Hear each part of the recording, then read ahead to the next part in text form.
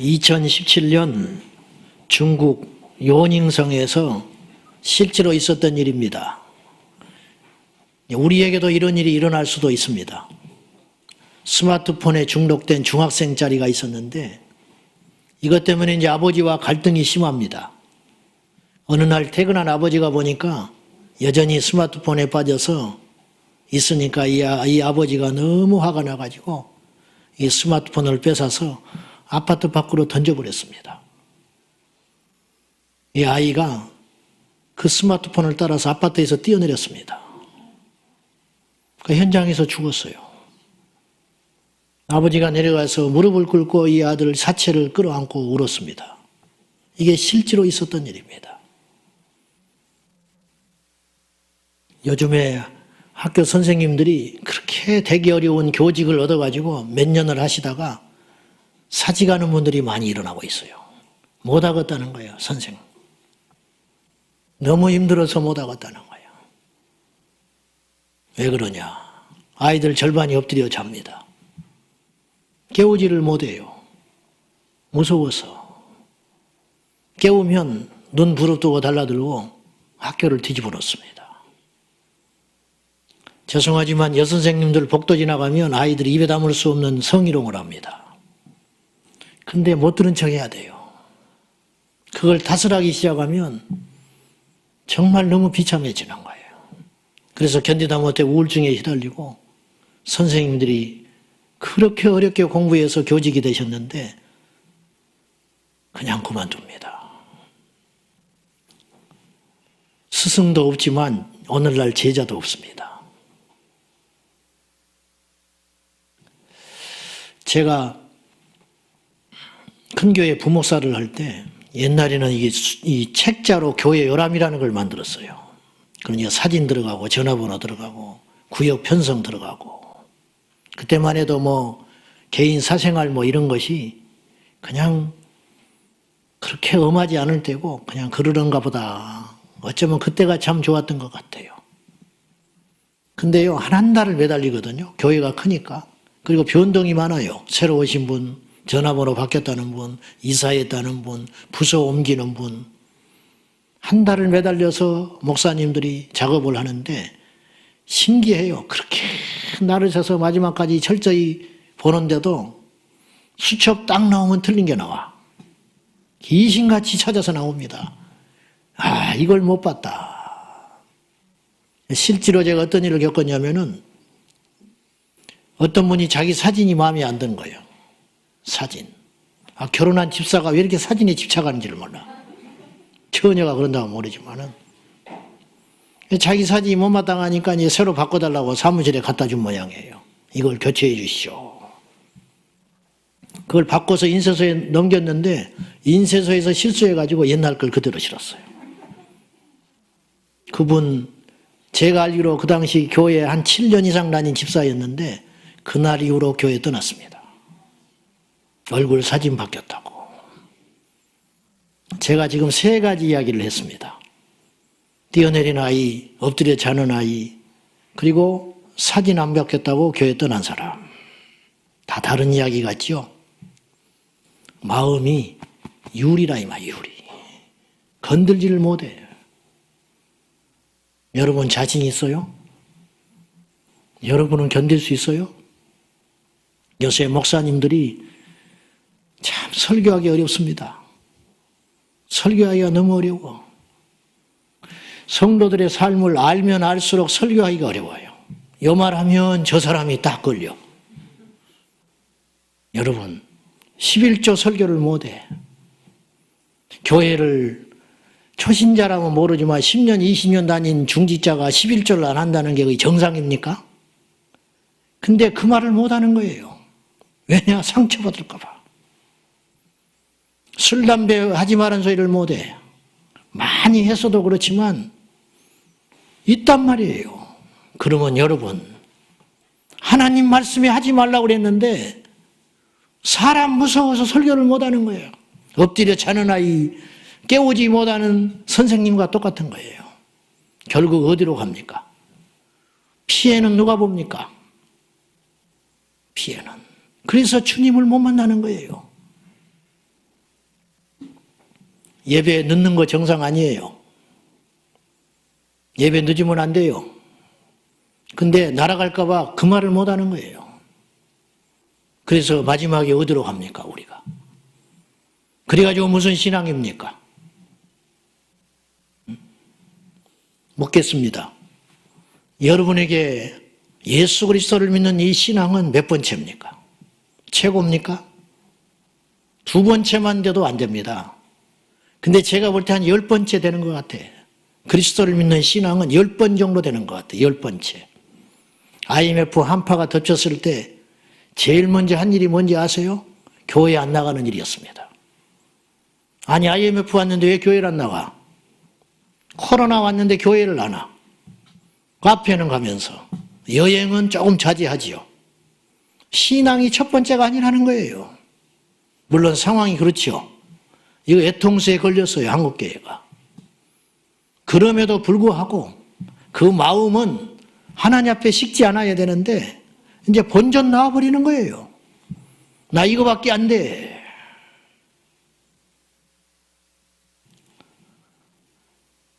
기분 나빠서 교회 안 나온대요.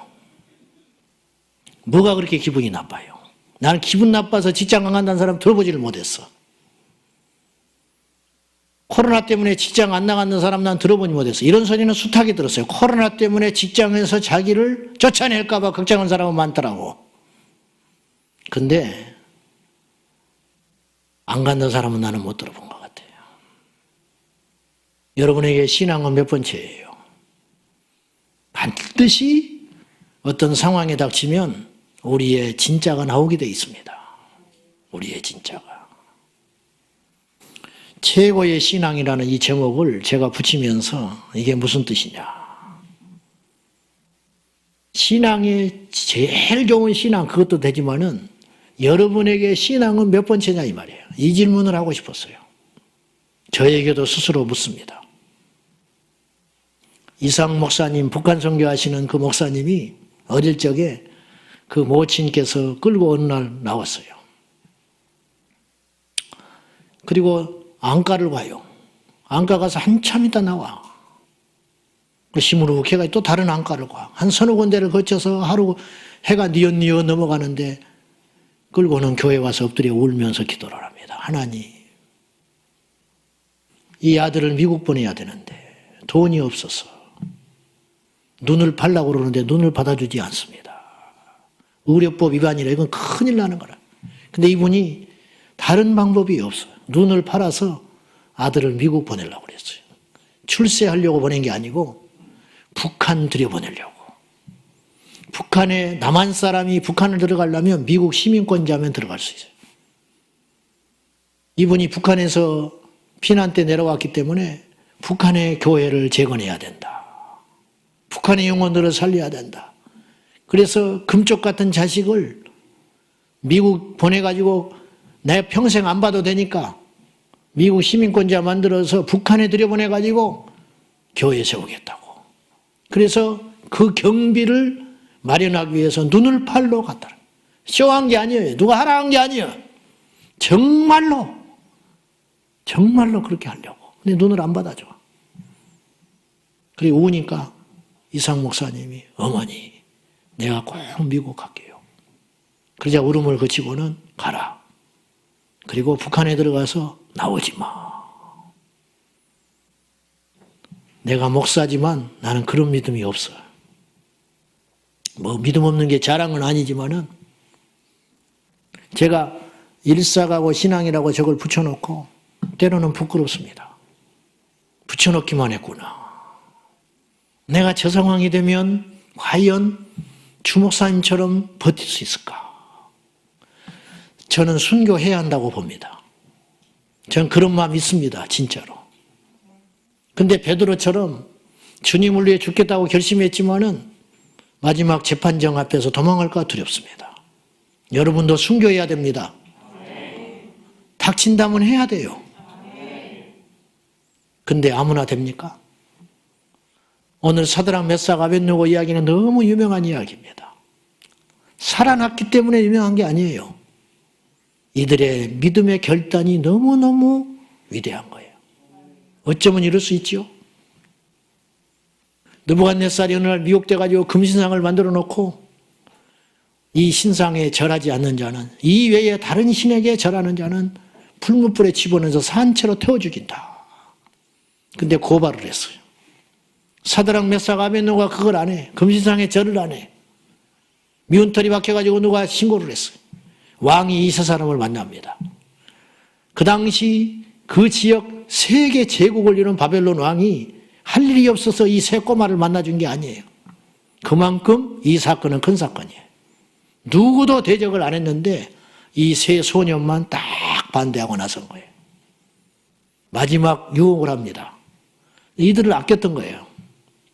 다니엘과 세 친구를 아꼈어요. 느부갓네살이. 어떻게든지 살려보려고. 이렇게 강직한 아이들을 살려야 하니까 지금이라도 절해라. 그러자 이들이 단호하게 이렇게 이야기해요. 왕이시여, 더 이상 대답할 필요가 없습니다. 이런 걸 가지고 더 이상 묻지 마시오. 하나님이 살아계셔서 우리를 지켜줍니다. 그런데 그렇게 아니하신다 할지라도 이게 가장 위대한 신앙 고백이에요. 그렇게 아니하셔도 내 믿음 흔들리지 않습니다. 그렇게 아니하신다고 해서 하나님이 안 계신 분이 아니요. 우리는 금신상에 절하지 않습니다. 얼마나 놀라운 고백입니까? 저는 성경에 우리 주님이 제일 기뻐했을 몇 가지 장면 중에 하나라고 봐요. 이 장면이. 얼마나 기쁘셨을까? 무조건 믿어버리는 거예요. 무조건. 무조건. 죽어도 좋다는데. 이 고집이 아니잖아요. 이 영특한 이들이 하나님 명령에 따르기 위해서 전부를 걸어버리는 거예요. 그러니까 신앙이 1등이야. 살아도 죽어도 하나님이 1등이라, 우선순위. 여러분은 묻겠습니다. 신앙의 전부를 걸 수 있습니까? 주님은 우리를 위해서 전부를 줬는데 우리는 왜 일부도 못 주고 있습니까? 왜 일부도 못 줘? 주차 힘들다고 안 오는 이 시대에, 엘리베이터가 없다고 교회를 안 오는 이 시대에, 저는요, 죄송한 표현이지만 목사가 자기를 인사를 안 받아줘서 교회를 떠난다. 난 사람 아니라고 봐요. 어찌 신앙인이 그럴 수 있죠? 어느 목사가 교인한테 일부러 인사를 안 받겠습니까? 또 그렇다 치면 그건 인간도 아니, 그 인간도 인간이 아니에요. 아니, 시험 들 일이 없어서 자기 인사 안 받는다고 떠나요? 디모데 후서에 말세에 이런 때가 올 거다. 바울이 성령 안에서 무슨 편지를 남겼냐면 말세는 이런 날이 온다는 거예요. 말세의 특징, 말세에 고통하는 때가 이르리니. 무슨 고통이냐? 영적 고통, 정신적 고통, 황폐화되고. 지금 우리가 먹을 것이 없어서 목마른 게 아니에요. 선생 말에 거역하고 엎드려 절반이 누워 자는 그 현실 때문에 죽겠는 거지. 아비가 핸드폰 그만하라 그 소리를 듣고 뛰어내려버리는 그 아들 때문에 우리가 죽겠는 것이지, 우리가 지금 못 먹어서 목마른 게 아니에요.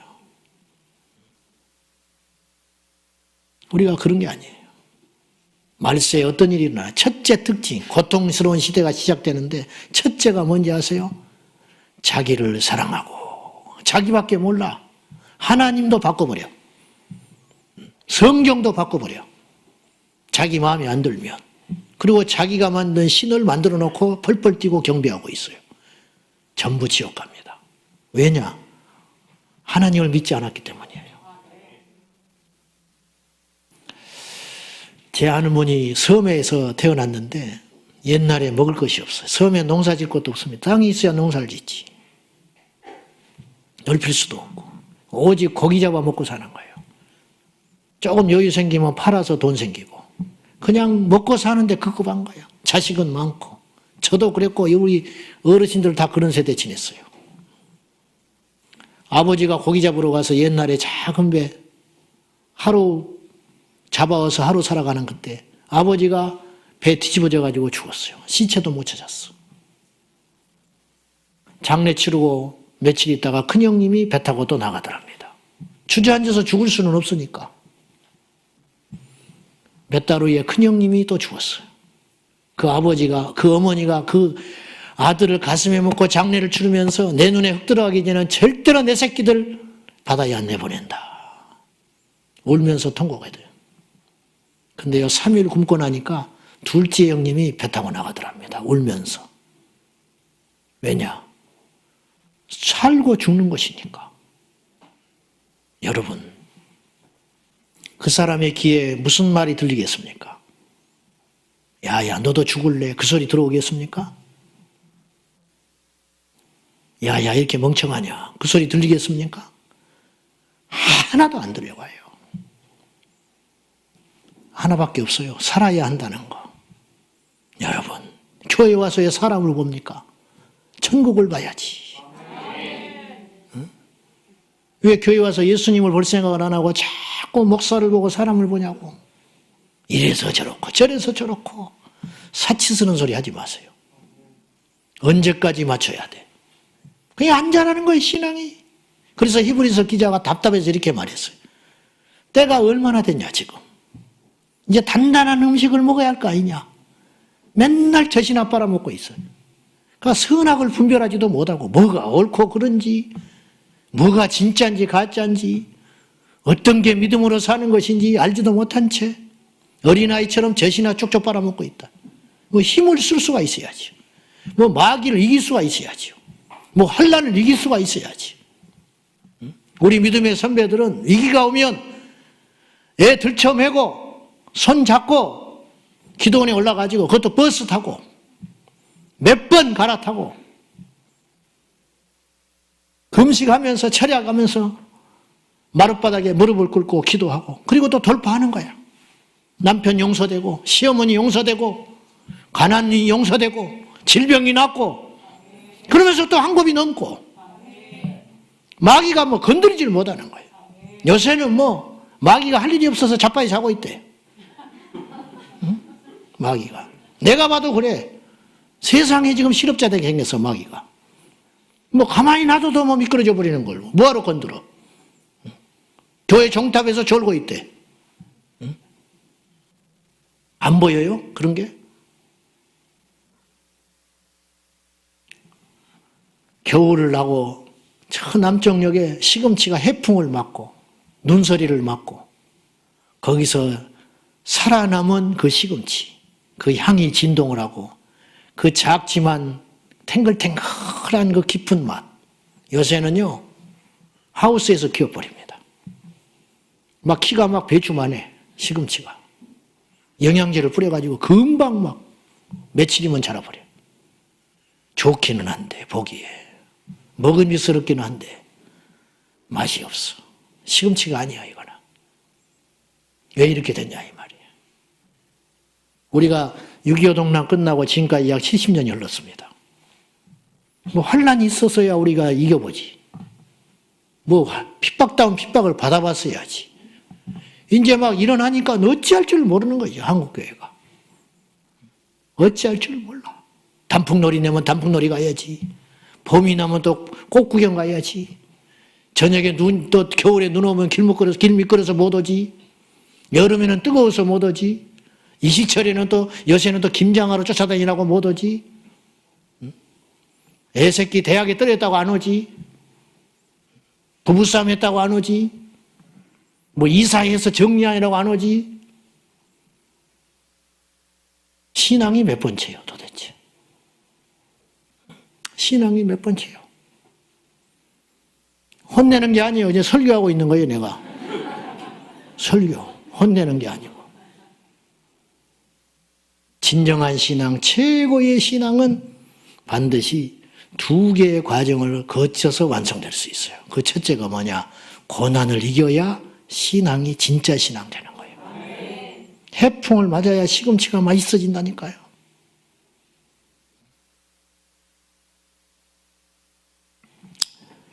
어느 날 제 마음에 그런 생각이 들더라고요. 내 스스로에게. 가난도 재산이야. 깜짝 놀라서 가난이 재산이야. 내가 생각해도 기특한 생각을 한 것 같아. 가난이 왜 재산일까? 부자 3대 못 간다. 못 가지. 우리 다 옛날에 다 잘 살았어. 고조 할아버지, 증조 할아버지 다 잘 살았지요. 그죠? 우리도 옛날에 잘 살았대. 지금은 뭐 한다는 거야? 지금 못 산다. 그럼 왜 그랬을까? 그 이어받은 재산 그대로만 지켜도 지금 먹고 사는데 못 지킨 거예요. 왜 못 지키냐? 약하니까. 그냥 망가지면 버려버려. 고쳐서 생각 안 하고. 없으면 또 사. 왜 그러냐? 약하니까. 물정 몰라가지고. 나이는 40, 50이 됐는데 속은 10살도 안 돼 있는 거예요. 이게 뭐 세상을 헤쳐나갈 이길 능력이 없는 거예요. 아, 교회를 20년, 30년 다 했으면 영적인 나이도 그만큼 먹어줘야지. 뭐 대여섯 살 수준에 머물러 있는 거예요. 누가 뭐라 그러면 그냥 휘딱휘딱 하고. 잘하지를 않아요. 속사람이. 영적으로. 우리의 겉사람이 있고 속사람이 있다고 성경은 이야기해요. 영적인 내 안에 내 몸뚱아리가 있다. 영의 나이가 있다. 영의 나이. 초등학교 2학년이 방언해요. 초등학교 2학년이 방언을 한다고 산기도를 한다고. 나 그런 애들 봤어요. 근데 70, 80이 된 장로님인데 방언을 못하는 건 두 번째고 못할 수는 있어요. 하나님 안 주니까. 방언이 없대. 성경에 있는데. 부끄러운 줄 알아야지. 안 잘하는 거예요, 영적으로. 그리고 와인은 괜찮대. 처 마셔도. 있을 수 없는 짓들이 일어나고 있는 거예요. 고난이 오면 제일 먼저 내빼게 돼 있어요. 자기 합리화를 하면서. 여러분, 주기철 목사님이 신사참배 그분이 안 한다고 해서 세상이 바뀌었어요? 명절 때 되면 명절 때만 되면 시끄러워. 제사 문제 때문에. 여러분 한 사람이 그 제사 문제 가지고 옥신각신해 가지고 그 좋은 명절날이 시끄러워진다고 해서 세상이 바뀌어요? 우리가 밖에 나가서 동성애 반대한다고 피켓 하나 든다고 이 세상이 바뀌어요? 바뀌어요. 바뀐다니까요. 사드락 메삭 아벳느고가 불 속에 뛰어들었지요. 살아남았지요. 느부갓네살이 그때는 깜짝 놀래가지고 변한 것 같았어요. 근데 근본적으로 안 변했어요. 바벨론이 뭐 우상국가가 벗어난 것도 아니야. 근데 오늘 이 사건은 수많은 사람들을 참된 믿음의 길로 이끄는 능력이 됐어요. 잘은 모르지만 주기철 목사님도 이 본문을 읽고 힘을 냈을 거야. 나도 이래야지. 지금도 마찬가지잖아요. 절대 한 사람의 믿음의 역사는 그 사건 하나로 끝나지 않아요. 우리를 바라보는 수많은 사람이 있어요. 여러분을 보는 자식이 있어요. 여러분을 보고 있는 이웃이 있어요. 고난을 어떻게 이기는가? 저럴 때 예수쟁이는 어떻게 결정을 하는가? 보고 있는 거예요. 고난을 이겨야 진짜 신앙이에요. 이순신 장군이 이런 어록을 남겼어요. 이 땅의 젊은이들이 너무 멘탈이 약해. 우리 젊은이들과 우리 흔들리고 있는 신앙인들은 여기 빗대어서 이 말씀을 좀 들어볼 필요가 있어요. 집안이 나쁘다고 탓하지 마라. 나는 몰락한 역적의 가문에서 태어나 가난 때문에 외갓집에서 자라났다. 머리가 나쁘다고 말하지 마라. 나는 첫 시험에서 낙방하고 32의 늦은 나이에 겨우 과거에 급제했다. 그 당시 평균 수명으로 따지면 50이 넘어서 과거 합격했다 이 말이에요. 좋은 직위가 아니라고 불평하지 마라. 나는 불의한 직속 상관들로부터 불화를 몇 차례나 당하여 파명과 불이익을 당했다. 몸이 약하다고 고민하지 마라. 나는 평생 동안 고질적인 위장병과 전염병으로 고통을 받아왔다. 기회가 주어지지 않는다고 불평하지 마라. 적군의 침입으로 나라가 위태로워진 후에 47의 제독이 겨우 되었다. 조직에 지원이 없다고 실망하지 마라. 나는 스스로 논밭을 갈아 군자금을 만들었고 23번 싸워 23번 이겼다. 윗사람이 알아주지 않는다고 불만을 갖지 마라. 나는 끊임없는 임금의 오해와 의심으로 모든 공을 뺏기고 옥살이를 해야 했다. 자본이 없다고 절망하지 마라. 나는 빈손으로 돌아온 전쟁터에서 12척의 낡은 배로 133척의 적을 막아냈다. 옳지 못한 방법으로 가족을 사랑한다고 말하지 말아라. 나는 20살의 아들을 적의 칼날에 잃었고 또 다른 자식들을 데리고 전쟁터로 나갔다. 죽음이 두렵다고 말하지 마라. 나는 적들이 물러가는 마지막 전투에서 스스로 죽음을 택했다. 핑계대지 마세요. 명사수는 총을 탓하지 않아요. 총을 고쳐서 써. 핑계대지 마세요. 설교는 책에서 만들어지는 게 아니에요. 치열한 영적 전투에서 씨름하면서 하나님 앞에 부르짖으면서 그것이 완성되는 게 설교여야 해요. 그 설교만 성도들을 바꿔낼 수 있어요. 시간이 되니까 덜렁덜렁 와서 앉아가지고 그렇게 무감각에 앉아있다가 그렇게 가지 마셔요. 이 한 번의 예배를 위해서 생명을 거는 무슬림 밑에서 예수 믿는 성도가 있어요. 30년 동안 이 성경책을 갖게 해달라고 기도하는 사람이 시베리아 벌판에 있었어요. 성경책 자체를 보지 못한 사람이 있었다. 지천으로 깔려있는 성경책 쭉쭉 애들이 찢어대도 애 귀하지 성경은 귀하지 않으니까 성경은 또 사면 된다고. 어디 안 다쳤냐고. 북북 찢어지고 성경책 갖고 노는 아이들, 그 아이 기분 나쁠까 봐 유아실에서 성경책 뺏지도 못하는 그러한 상태. 과연 어디로 갈까 이 세대가. 그런 생각이 듭니다. 순교적 신앙은 교회를 다닌다고 만들어지지 않아요. 고난을 이길 때 생기는 거예요. 영적인 내성이 생기는 거예요. 야성이 길러지는 거예요. 고난을 이겨보질 못하고 피하기만 해놓으니까 길러지질 않는 거예요. 힘이. 강하게 저항할 때 내게 힘이 생기는 것인데 저항을 해본 적이 없는 거예요. 미리 무릎 꿇어버려요. 미리 그냥 다여해버려. 그러니 내 안에 영적인 힘이 생기질 않는 거예요. 마지막으로 최고의 신앙은 어떻게 해서 완성되는가? 순종을 통해서 완성되는 거예요. 순종. 순종, 그럼 우리가 상처가 있어요. 아버지 같은 아버지 같지 않은 아버지를 만나가지고 맨날 윽박지른 그 상황 속에서 어릴 적부터 상처가 있어요. 그래서 순종하기가 싫어. 학교에 갔는데 미친 개 같은 선생님을 만나가지고 옛날에 다 있어서 학교마다 미친 개가 한 마리씩 있었어. 막 슬리퍼로 뺨을 두드려 맞고 막 이런 상황에서 자라나가지고 선생님이 뭐라 하면 그냥 속에서 언짢아. 목사도 순종하라고 그러면 기분이 나빠. 말 따로 행동 따로 한 목사님들이 죄송하지만 많이 만나봐가지고 그냥 맞기는 한데 하기가 싫어. 그래서 순종이라는 말이 교회 안에서 사라지기 시작한 거예요. 결과로 어떤 일이 벌어졌느냐? 우리가 복을 못 받는 거예요.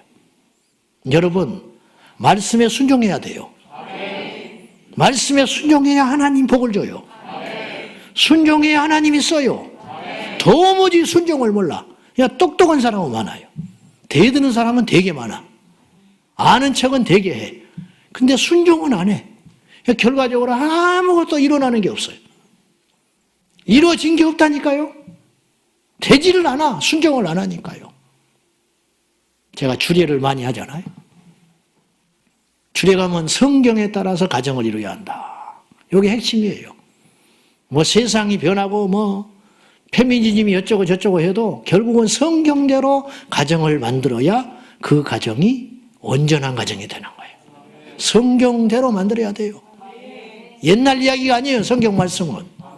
오늘 또 살아계신 말씀이에요. 그래서 내가 두 가지를 꼭 이야기하죠. 남편들이요. 아내를 내 몸처럼 사랑해라. 그럼 부인이 좋아해. 그럼 부인한테 내가 이야기해. 아내 된 자요. 남편의 말에 복종해라. 그 얼굴이 싹 변해버려. 요새 누가 그렇게 하냐는 거야. 맞벌이야지. 나도 다 하는데 말이야. 틀린 말에는 토를 달고 안아야지. 무슨 남편이라고 무조건 복종하냐. 이건 세상사고. 그게 딱 들어있는 거예요. 그냥 말씀에 순종하기가 싫어요. 여러분, 주님이 하라 하면 하세요. 지금 이 사드락 메삭 아벳느고가 말씀 한 구절 때문에 생명을 건 거예요. 어떤 말씀이에요? 나 외에 다른 신에게 절하지 마라. 요거 딱 알고 있는 거예요. 안 된다는 거, 이 말씀을 지키기 위해서는. 이 한 구절의 말씀을 지키기 위해서 자기의 미래를 던지고 자기의 생명을 던져버린 거예요. 이런 무모한 일이 어디가 있어요? 이 무모함이 능력이 되는 거예요. 여러분, 아는 척하지 마시오. 계산하지 마세요. 똑똑한 척하지 마세요. 주가 쓰시겠다. 주가 쓰시겠다 하면 주는 거야. 어디에 쓰랍니까? 틀렸어. 뭐 하려고 합니까? 틀려먹었어. 이거 주면 주님께서 나한테 뭘 주랍니까? 틀려먹었어. 주가 쓰시겠다. 그냥 주는 거야. 주님이 쓰시겠다는데. 가라. 왜 가야 됩니까? 어디로 가야 됩니까? 가! 그냥. 아브라함에게 가라 그랬어요. 본토 지식을 떠나라. 뭘 먹고 삽니까? 안 그랬어요. 말씀을 쫓아갔다. 대책 없이 쫓아갔어요. 근데 어느 날 보니까 자식이 생겼어. 어느 날 보니까 318명이 넘는 사병을 거느린 거부가 됐어. 부자 되려고 순정한 게 아니라니까요. 오늘 사드락 메삭 아벳느고가 우리한테 감동 주려고 이런 짓을 한 게 아니에요. 말씀 지키려고. 말씀 지키려고 했는데 어느 날 하나님이 높여주시고, 또 그리 안 해도 상관없어. 그리 아니하셔도 상관없어. 여러분, 순종한다고 해서 다 잘 되는 게 아니에요. 그러나 천국 가면 다 알게 돼요. 순종 자체가 능력이에요. 순종 자체가 믿음이에요. 순종해서 뭘 얻는 게 아니고, 여러분 말씀대로 순종했는데 이 세상의 구조와 반대이기 때문에 말씀대로 순종하면 손해된 일이 굉장히 많아요. 굉장히 많아. 근데 그 순종 자체가 능력이에요. 그거 자체가 복이에요. 아무나 그렇게 하는 게 아니더라고요. 전쟁터에 나간 군인이 치열하게 하루에 전쟁을 마쳤어요. 그리고 이제 밤이 어둑어둑해지니까 전쟁을 할 수 없으니까 잠시 휴전으로 들어갔습니다. 그리고 잠시 장막에 들어와가지고 척구병을 세워놓고 이 지휘관이 하루의 전쟁을 복기를 해요. 그래야 내일 또 전쟁을 대비할 수 있잖아요. 이런저런 이야기를 하고 전략을 다시 짜다가 이 지휘관이 묻습니다. 오늘 최고의 병사가 누구냐? 그랬더니 숙연해지면서 한 친구가 이렇게 울먹울먹하면서 내 동료가 용감히 싸우다가 죽었습니다. 나는 이 친구가 오늘 최고의 영웅이라고 생각합니다. 그렇구나. 그 옆에 있는 친구가 또 다른 아는 사람을 이 사람이 나는 최고의 오늘 수훈자라고 생각합니다. 그때 지휘관이 가만히 있다가 그들도 다 훌륭한 병사다. 그러나 나에게 진정한 병사는 이 친구다. 이 친구가 오늘 최고의 군인이다. 그러니까 사람들이 다 쳐다봤어요. 도대체 얼마나 큰 공로를 세워서 저 지휘관이 칭찬을 하는가. 이 친구는 대검을 뽑아가지고 적의 심장에 꽂기 직전에 내가 후퇴하라 그랬더니 뒤도 안 돌아보고 칼을 거두고 후퇴하더라. 내 말에 절대 복종한 이 병사야말로 내 최고의 부하야. 그렇게 이야기하더라는 거예요. 순종이 제사보다 낫다고 그랬어요. 하나님이 제일 기뻐하는 게 제사거든요. 구약시대에 하나님께 드릴 수 있는 최고의 어떤 표현, 이게 제사예요. 제사. 근데 그 제사보다 능가하는 것이 있다. 순종이야. 순종하는 거. 말씀 맺으랍니다. 우리에게 최고는 뭘까? 우리에게 있는 목숨이 하나밖에 없는데 이걸 건다면 어디에 걸어야 될까? 우리 인생을 올인한다면 어디다가 올인을 하게 될까? 어떤 사람은 땅 넓혀가는데 올인을 하고, 어떤 사람은 자식 키우는데 올인을 하고, 집을 팔아서 자식 유학 보냅니다. 이거 당연한 일입니다. 뉴스에 안 나옵니다. 당연하니까. 그렇지 않습니까? 당연해. 자식을 위해서 이사를 했다. 전혀 이상하게 생각 안 해요. 그런데 신앙 때문에 이사를 했습니다. 그러면 사람들이 둥그레고 쳐다봐. 제정신이 하는 거야. 제정신이냐.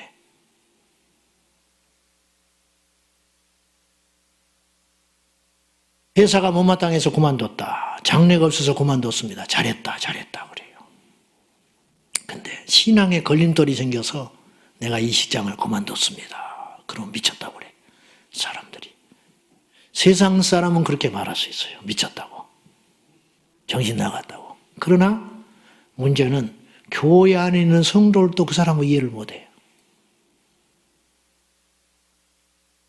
마치 과격한 잘못된 그리스도인처럼 취급을 해요. 사드락 메삭 아벳느고가 오늘 이 시대에 우리와 함께 한다면 우리는 이분들을 이해 못할 거예요. 이해 못해. 그렇게까지 할 필요가 있냐? 하나님이 다 아시는데 마음이 중요하지. 이렇게 타협하는 순간 우리에게는 아무런 능력이 없어지는 거예요. 이렇게 교회가 많은데, 이렇게 사람들이 예수를 믿는데 어째서 죽은 자가 안 살아나는가? 어째서 하늘에서 불이 임하지를 않을까? 주님께서 없어지신 겁니까? 아닙니다. 우리의 믿음이 타락한 것입니다. 사랑하는 여러분, 다시 마음을 모으세요. 그리고 끝까지 견딜 수 있는 영적인 능력을 길러야 돼요. 우리 신앙은 액세서리가 아닙니다. 걸치고 다니다가 유행 지나면 던져버리고 더 좋은 것이 나오면 바꿔버리고 그렇게 되는 순간 우리 신앙은 가짜가 되는 거예요.